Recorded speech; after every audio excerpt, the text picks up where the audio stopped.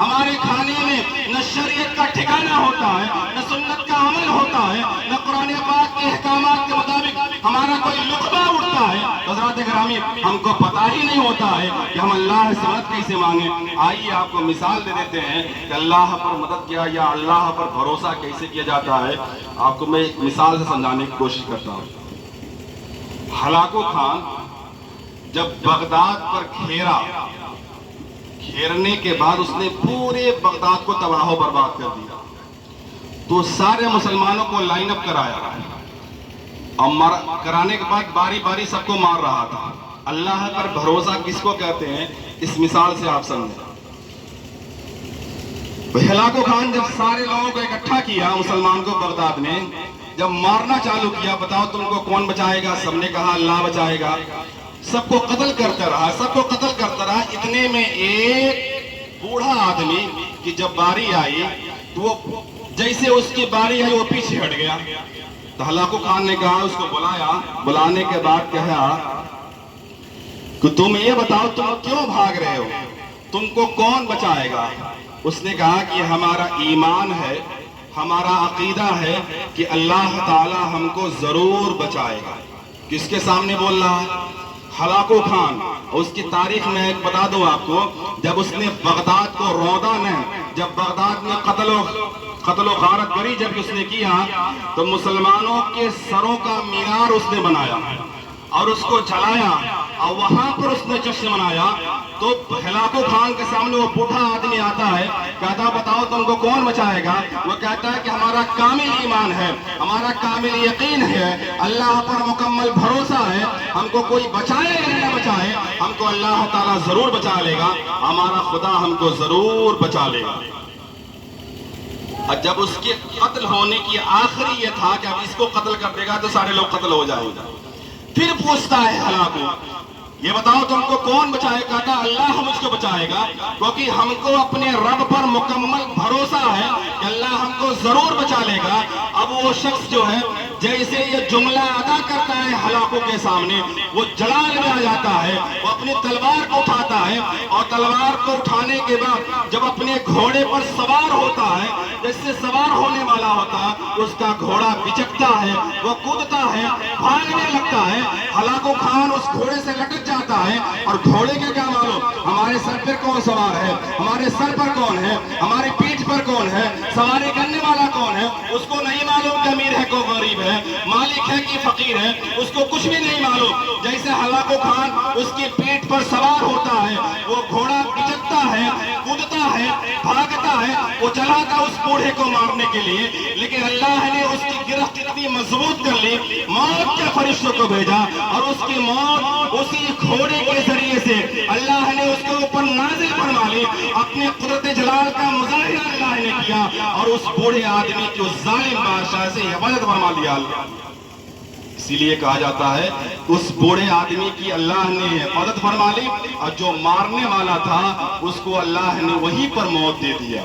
اور تیسری چوتھی چیز آتی ہے الذین یقیمون الصلاۃ ومما رزقناہم ينفقون، اور مومن کامل وہ شخص ہے ہونے کی کوئی ایسی صورت ہے یہ نہیں ہے، نماز کو ایک مرد کو ہر حال میں پڑھنا ہے، 8 دن میں نہیں پڑھنا ہے، 1 سال میں نہیں پڑھنا ہے۔ اس لیے علماء کہتے ہیں کہ نماز پڑھ لو، کیونکہ نماز حضرت شیخ سعدی فرماتے ہیں کہ روز محشر کی جاگباز قوت اولی پرشش کی نماز قوت، میدان محشر کا وہ دل جو جسم کو نڈھال کر دینے والا ہوگا، جسم کو تڑپا دینے والا ہوگا، جسم کو پریشان کر دینے والا ہوگا، وہاں پر نہ پہلے آپ کے گھر کی پوچھ نہیں ہوگی، ہرگز نہیں ہوگی، وہاں پر کسی اور چیز کی نہیں پوچھ ہوگی، وہاں پر سب سے پہلے جس چیز کی پوچھ ہوگی وہ نماز ہے۔ نماز کا حساب آپ کو سب سے پہلے اللہ کے سامنے دینا پڑے گا، وہ چیز کوئی اور نہیں، وہ نماز ہے، اور نماز کو ہر حال میں آپ کو حساب اللہ کے سامنے دینا ہی پڑے گا۔ اب آپ سوچو، آدمی 8 دن میں پڑھتا ہے، آدمی 15 دن میں پڑھتا ہے، شریعت یہ کہتی ہے اگر بچہ 7 سال کا ہو جائے تو اس کو پڑھنے کا حکم دیا جائے، اگر وہی بچہ 10 کے اوپر چلا جاتا ہے، 11 یا 12 ہو جائے تو اس کو لاڈ میں موبائل نہیں دیا کرو، اس کو اگر تم کو دینا ہے تربیت میں نماز دیا کرو، تربیت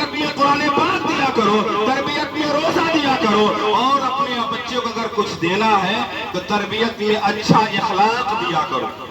جیسے اگر آپ حال ہی میں دیکھیں, ابھی آپ قربانی کرنے والے ہیں نا, قربانی کس کے نام سے ہوتی ہے معلوم ہے آپ لوگوں کو؟ جیسے حیدرآباد میں ایک آدمی قربانی کیا لمبی چوڑی, دعوت کیا, کھانے آ گئے. اب کسی رپورٹر نے پوچھ لیا اس سے, اچھا ہی بتاؤ کہ قربانی کس کے نام سے ہوتی ہے؟ تو کوئی غوث پاک کا نام لے رہا ہے, کوئی خواجہ غریب نواز کا نام لے رہا ہے, کوئی کسی کا نام لے رہا ہے. یعنی اس جاہل قوم کو قربانی کا گوشت کھانے کو معلوم ہے, اس کو دعوت کھانے کا معلوم ہے, لیکن اس کو یہ بالکل نہیں معلوم ہے قربانی کس کی سنت ہے, ہم کس طریقے سے کرتے ہیں, ہم کو اللہ نے کیا حکم دیا ہے, ہم کس کی یاد میں کرتے ہیں, کس کو خوش کرنے کے لیے کرتے ہیں. اس لیے حضرات گرامی, جو آپ قربانی کرتے ہیں جھٹکے میں, ایک مثال آپ چھوٹی سی لے لیں. آپ حضرت ابراہیم اور حضرت اسماعیل علیہ السلام کی یاد میں قربانی کی جاتی ہے. اب اس میں ایک نام آتا ہے حضرت ابراہیم, حضرت اسماعیل. حضرت ابراہیم کو حکم ہوا, حضرت اسماعیل سے کہا, وہ بیٹا تیار ہو گیا قربانی کے راستے پر چلنے کے لیے. لیکن ایک نام اس میں بیچ میں آتا ہے.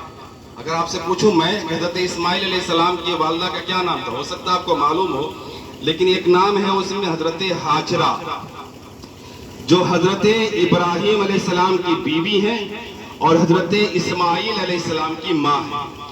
بیٹے کی بچے کی تربیت کیسے ہوتی ہے اس واقعے میں آپ دیکھو. جب حضرت اسماعیل علیہ السلام ابھی 10 یا 8 مہینے کے تھے, حکم ہوتا ہے کہ آپ جو ہیں اپنی بیوی بچوں کو کعبہ شریف کے بازو میں چھوڑ کر آ جاتے ہیں. حضرت ابراہیم علیہ السلام, حضرت اسماعیل علیہ السلام, حضرت ہاجرہ, جو واقعہ پورا زمزم نکلتا ہے وغیرہ. اب جو حضرت ابراہیم علیہ السلام فلسطین سے اٹھتے آتے, بیوی بچوں سے ملاقات کرتے, واپس چلے جاتے.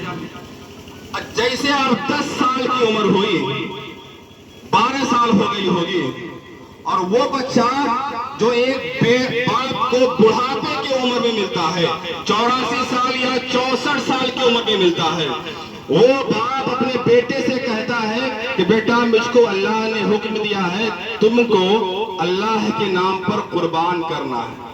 یہ لفظ تو ہو گیا, اللہ نے حکم دیا کرنا ہے. لیکن آپ سوچو, ایک 10 سال کا بچہ کیا کر سکتا ہے؟